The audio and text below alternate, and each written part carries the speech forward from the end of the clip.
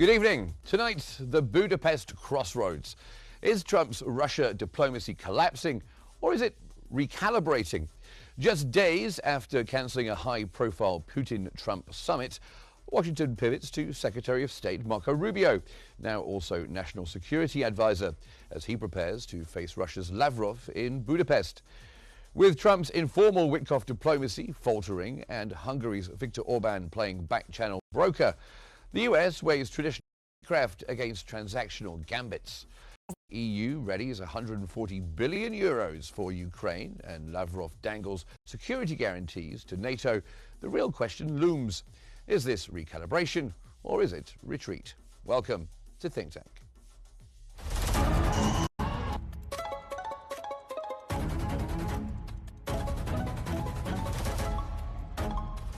Our world is becoming unhinged.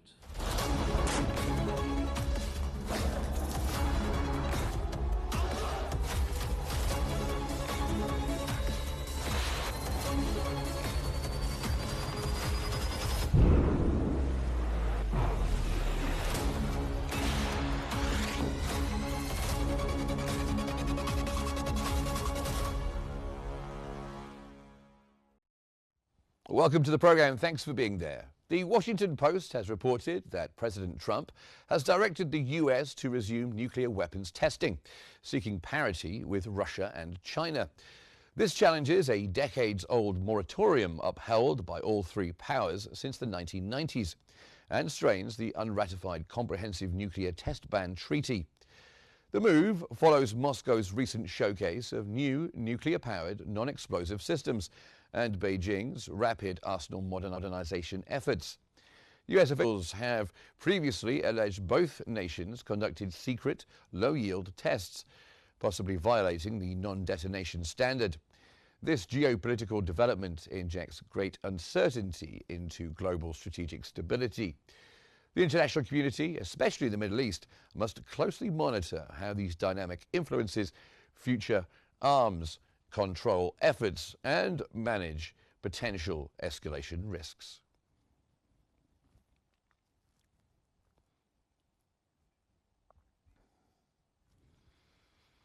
According to Euractiv, President Trump's order to resume nuclear testing, seeking to match Russia and China, is a major policy shift. This directive challenges the decades-long US moratorium and risks escalating the strategic competition, particularly after Moscow's show of new nuclear-capable non-explosive systems. This step, announced just before meeting with President Xi Jinping, creates global uncertainty. The key question remains whether the US will test warheads or just delivery systems, which is crucial for international non-proliferation efforts and the Comprehensive Nuclear Test Ban Treaty, the CTBT. From a regional perspective, this move signals a worrying return to great power rivalry. The Middle East watches closely, urging all nuclear states to uphold the spirit of non-testing and prioritize denuclearization talks to maintain global peace and stability.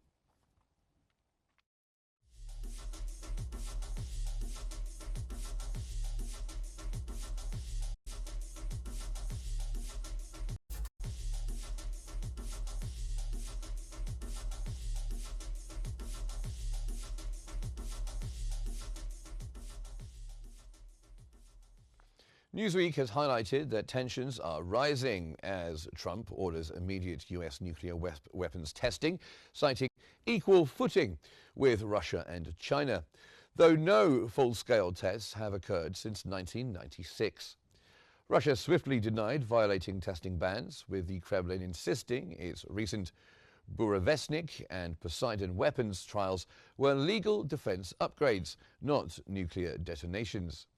But Putin's boasts about Poseidon's unmatched power and Trump's fiery response signal a dangerous new arms race, perhaps, reviving Cold War in a world already on edge.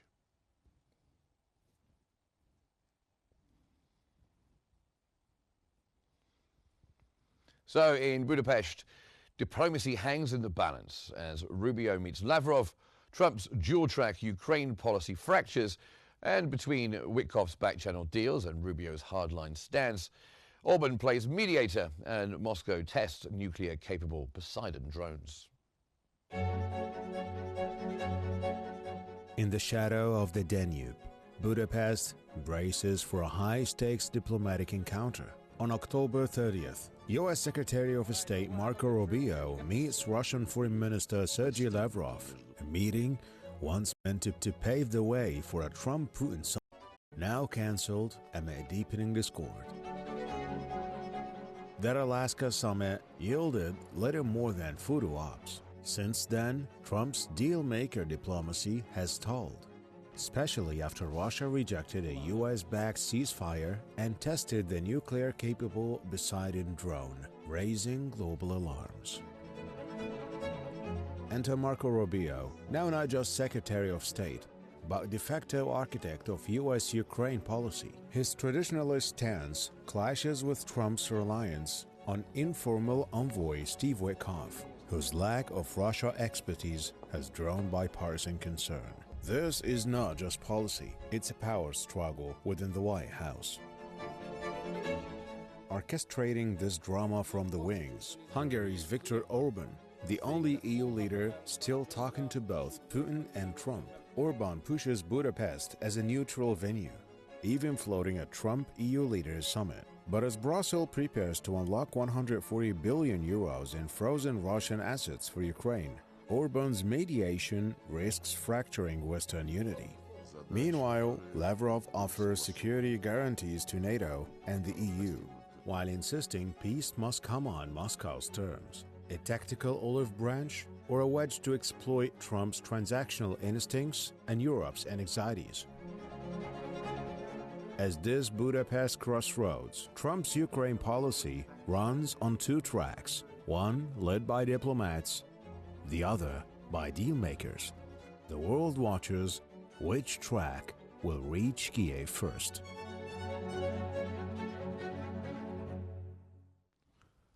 So, for more on the Budapest crossroads, let's go to our guest. Joining us from Moscow is Mr. Sergei Markov, former advisor to Russian President Vladimir Putin. And from Washington, Mr. Denis Jaffe, who is a strategic expert on these affairs. Before we go on, Mr. Jaffe, is it Jaffe or Jaff? I want to get it right. Thank you, Mark. Good to be with you, Marhaba. And the last name is pronounced Jaffe. Jaffe. I just wanted to get that right before we carried on. Thank you very much. I'll come to you first, Sergei Markov. Secretary Rubio, now his emergence as the primary U.S. diplomat, does this signal like an end to President Trump, more informal diplomacy? I think it's not clear Donald Trump signal. From a Russian point of view, not so important the postponing of the Budapest summit. Is, by the way, have not cancelled, was more postponed, because Russia also believe that such meeting should be better prepared. Such meeting, Putin Trump should have a result. That's why it should be prepared. So it's not so important postponing this meeting, but very important is sanction.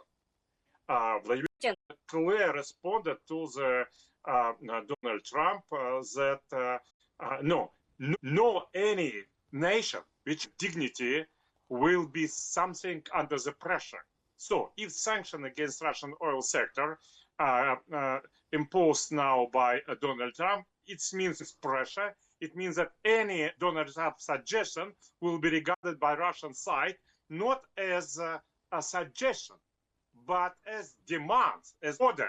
And so our answer was held to be, thank you, no, Mr. Trump. Another suggestion it's about Tomahawk, because Tomahawk cannot be sent by, cannot be used by Ukrainian army, because it could be targeted only by American army. It means, as a so-called giving Tomahawk to the Ukrainian army, meaning that American army will take part in the war against Russia. And it potentially can lead to the nuclear catastrophe. And stopping nuclear catastrophe, it was a main policy of Donald Trump. So Russia very much now misunderstanding what Donald Trump is doing. Maybe under the pressure, under influence of Marco Rubio or some another representative of deep state, we don't know. But it's clear that Donald Trump changed his policy towards Russia. And two examples. Okay, Dennis Jaffe, coming to you. Sanctions and tomahawks. Talks about tomahawks. Okay, well, let me come to Dennis Jaffe. Let me bring you in, sir. Do you agree that there is a difference between the way diplomacy is being carried out when it comes to Secretary Rubio, perhaps a more old-school approach, Donald Trump, perhaps more transactional? And if there is a difference, does this approach complement any talks, or does it risk confusing allies and also confusing Moscow? Mark, great question. I think the key word is indeed confusion. You know, most of us in this world basically have a very singular mission, which is we want to do well for ourselves. We want to be happy. We want to be successful. Donald Trump puts that on steroids. It is all about Trump. To heck with anything else, to heck with anyone else, to heck with any issue. It's all about him to such a degree that dwarfs anything, just on steroids. And one of the tactics that he uses in order to achieve all about Donald Trump is to create attention for himself. And what he does there is he throws everyone off guard all the time. He will say crazy things just to get attention and to get people saying, what is he doing? Gee, that doesn't make sense. Yesterday he said something, today he says something else. And so confusion reigns supreme. When he takes a position today, wait 24 hours and he may well change his mind. He has given ultimatums to Russia time after time after time. And then he says, you know, in 2 weeks, if they don't shape up, if they don't show seriousness about pursuing peace, then we're going to get really serious. And then 2 weeks come and nothing happens. And then he holds a summit in Alaska with President Putin. And then they announce that they're on the verge of a ceasefire. And then what happens? There is no ceasefire. It is all a circus. It is a show. It is throwing people off balance to wait. What is it that Donald Trump is about to do? So yes, confusion is what reigns supreme here. Confusion doesn't seem to be getting us very far at the moment. But coming back to you, Sergei Markov, Russia. Tell us about this Russian offer of security guarantees to NATO and the EU, and are they really credible? Simultaneously showcasing these new weapons at the same time. New weaponry, it's just development of Russia ability to protect, to defend itself from the possible aggression of from NATO and from EU, from United States, and so on. It's one. And different security negotiations, security guarantee, exactly needed when a lot of weaponry belong to the both sides. If no new dangerous weaponry, what sense for security guarantee? So first of all, now we can see a very big propagandistic campaign, first of all, from Party of War of Europe, who is talking, oh, Russia want next after Ukraine, want to have big offensive and send its troops to European countries and so on. And we understand very well that it's a clear lie and clear propaganda which have a goal to increase military spending and to suppress political opposition. But also, Russian leaders need to send signal to all European countries, communities, societies, and elites. Look, we have absolutely no plan to have any aggression against European countries, and we want to give you some guarantee about this. Let's have some negotiation about such a security guarantee. It's the main Russian message, not even to government, who understands that all European governments, they are enemies of Russia, they are liars, and they know they're talking about Russian threat, and they know very well that they're lying themselves. But this is Russian message to the European society. Okay, and coming back to you, Mr. Jaffe. So before we're going to come on to the nuclear testing situation in just a moment, but how do you view Prime Minister Viktor Orban in all this and Hungary's position? Of course, Orban has particular personal ties to President Trump. Right. Well, President Trump talks about personal ties, but we don't necessarily see how that manifests into results that help improve peace or economic prosperity in any country or around the world. We just see him talking about he has relationships. They don't seem to necessarily be all that consequential. I heard my colleague in Russia talk about security guarantees, and you asked Mark about President Orban. I kind of think back to 31 years ago, where in 1994, there was the Budapest Memorandum, where Ukraine agreed to give up nuclear arms capabilities, and Russia agreed to allow for security for Ukraine in return. Well, something happened since then with the invasion in 2012 into the annexation, I should say, of Crimea, as well as the invasion subsequent in 2022. So it's difficult to have trust there. That we must have a lot of scrutiny with respect to any words, promises, if we could use that word, with respect to security guarantees that Russia wishes to make with respect to the European Union and Ukraine. It's concerning. So the Budapest Memorandum, which is where Russia issued its commitment of peace with Ukraine, and now we're going back to Budapest and to Hungary. So that sends the wrong signal. Again, it's Trump cozying up to Putin and dissing our ally in Ukraine. Well, it does seem from you reminding us of that memorandum that last time Budapest was involved like this, it didn't really turn out very well for Ukraine. Sergei Markov, coming to you, President Trump has ordered to resume nuclear testing. Are we looking at a new arms race? Of course, it's a threat of the arms race, but I don't think that Donald Trump will really make the decision to start a nuclear test. Because Russia not doing this, I think that United States also will not do this. It's first. Secondly, let me respond to my colleague about Budapest Memorandum. It's not Russia violated Budapest Memorandum of 1994.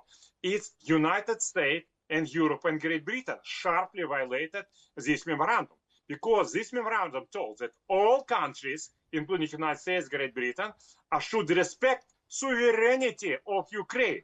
But what United States and Europe and Great Britain made, they overthrown democratic elected president of Ukraine, Viktor Yanukovych, and they imposed neo-colonial repressive regime.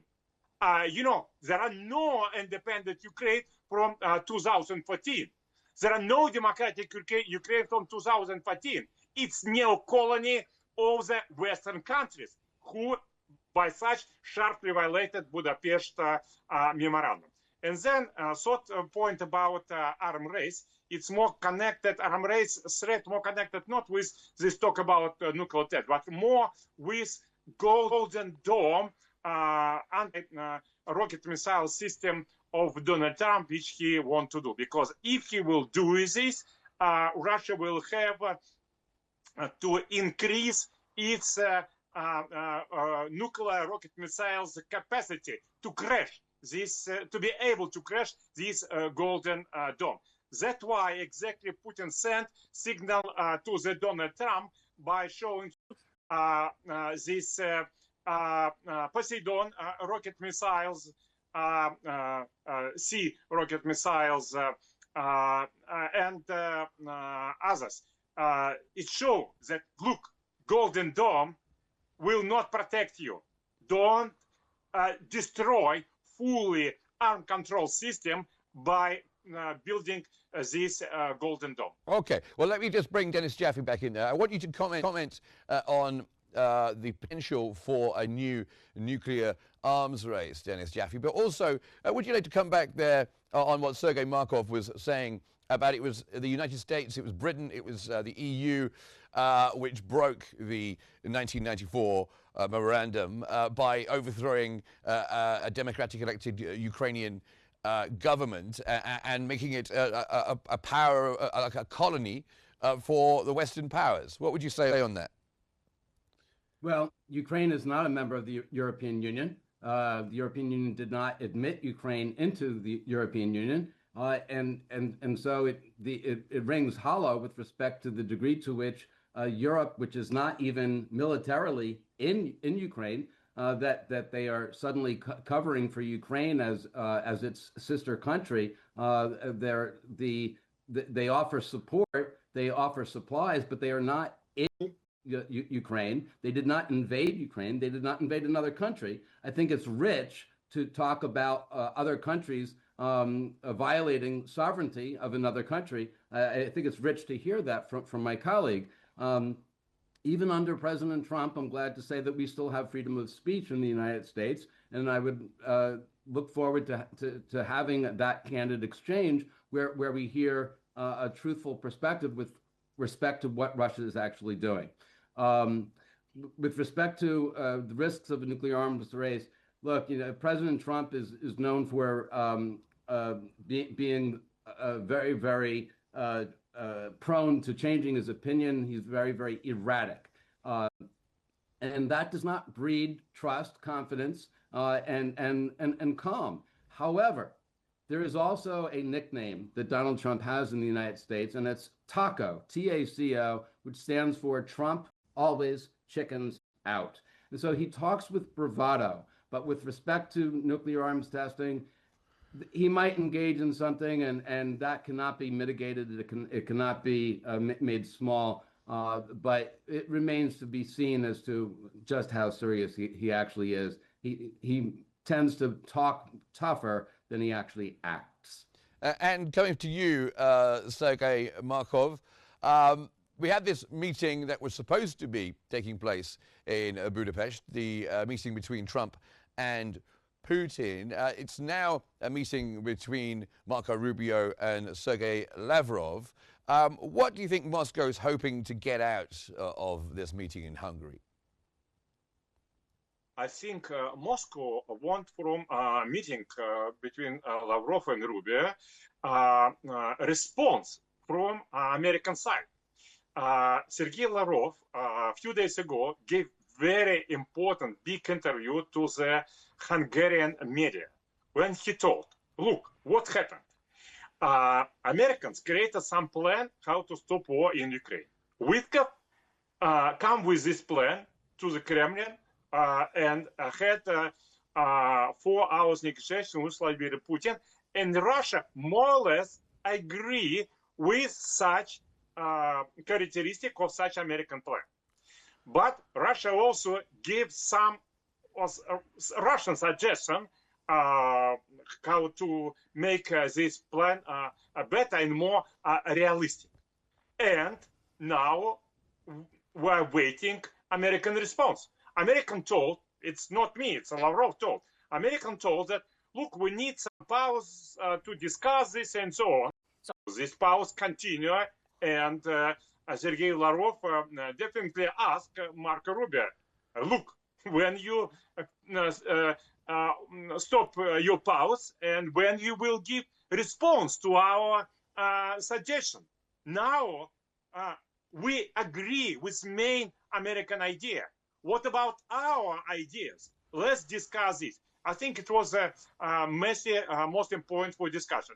And of course, it's absolutely clear that Russia wants Americans to recognize that peace impossible if Ukrainian regime will continue political repression against Orthodox Church. Peace impossible if Ukrainian regime will continue political repression against Russian language, Russian culture, overthrowing of the momentum to the Tolstoy and Dostoevsky. It's not way to peace, absolutely clear. It's Russian expecting that United States will accept this Russian absolutely clear serious demand. Russia not fighting for territories. Russia fighting for very strong demands. No anti-Russia by methods of terror on the place of Ukraine. Okay, and Dennis Jaffe, why do you think that Donald Trump cancelled this meeting with President Putin? Of course, when they met in Alaska, all the talk was of sanctions being put, all the threats that you're right, the famous Trump 2 weeks threat. All the talk was having sanctions being put on. Putin managed to convince him not to, and there was no talk of sanctions after that moment. What do you think he's trying to get out? Putin might be wanting to get out of this meeting with Marco Rubio, especially when the EU are preparing to use Russian money as financial aid to Ukraine. Perhaps that could be it? Well, first, I think we need to have a calendar up on display showing the 2-week marks. President Trump says if Russia does not move toward peace by X date, then we're going to show them what we're going to do at that point. And then a few weeks come by and nothing happens. And then the question that the media needs to ask of Donald Trump is, you said 2 weeks, here's the calendar, here's the day of 2 weeks, you're not doing anything. Why did you fail to keep your promise? Do you make threats and then you don't carry through? So that's one thing. With respect to not pursuing the meeting with President Putin, I think it's pretty clear he had much fanfare, much publicity, and much circus celebration with respect to rolling out the red carpet for President Putin in Alaska, and nothing came of it. There were no results after several days. Nothing actually happened. He's not going to do that again so soon. And he does not expect that there will be a breakthrough with President Putin, so he can't afford to meet with him again, and then it's basically strike two. So he has to lower expectations, and the way to do that is to not meet. Coming to you, Sergei Markov, then. So we have these sanctions. We've got the new U.S. sanctions that eventually come hitting major oil companies. Do you think the Kremlin is generally concerned that there might be some disruption to its global oil trade, especially when it comes to partners like India and to China? Is this going to be a major concern of Sergei Lavrov's when it comes to the meeting? No. Russia not so much concerned about these new American sanctions. Russia concerned that Donald Trump changed his policy from dialogue to the crying and making a rude, aggressive decision by doing the sanction. It's mostly important.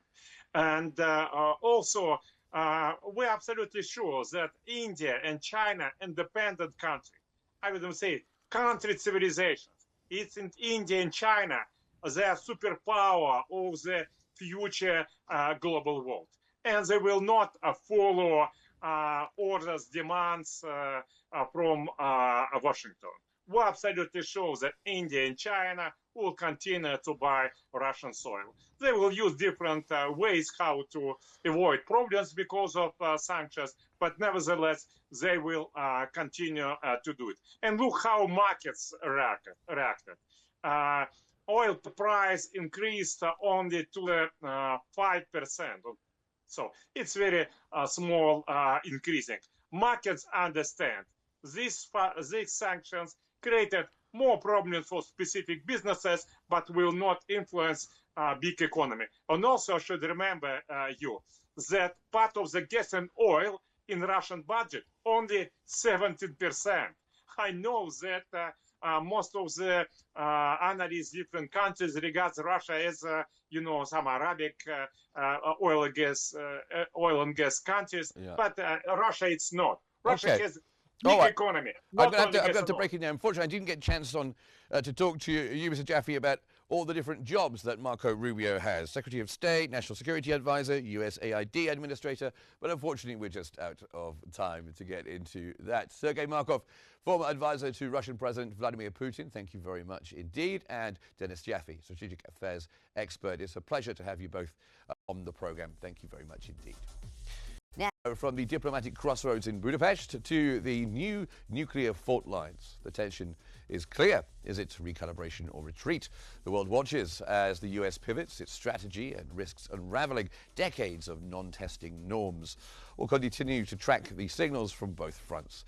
That brings us to the end of today's episode of Think Tank, where we always try to unveil the complexities of our changing world. Thank you very much for watching, and stay tuned for more updates here on Q News.